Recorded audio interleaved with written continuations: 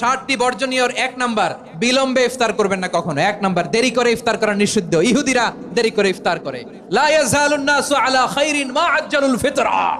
বিশ্বনবী বলেছেন, এই উম্মত যতদিন আগে আগে ইফতার করবে, এই উম্মতের কপাল থেকে কল্যাণ কেউ ছিনিয়ে নিতে পারবে না। চিল্লায় বলেন ঠিক কিনা?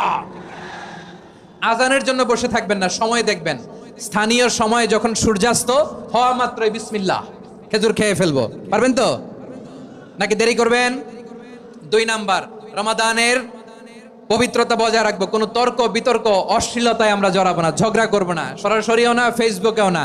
করবেন কেউ গালি দিলে বলবেন ইন্নিমরুউন সায়েম, আমি রোজাদার। আল্লাহর হাবিব শিখিয়েছেন, কেউ যদি তোমার গালি দেয়, কটু কথা বলে, অশ্লীল কথা বলে, রমজানে তুমিও বলতে পারবে না। তুমি বলতে পারবা ইন্নিমরুউন সায়েম, আমি রোজাদার।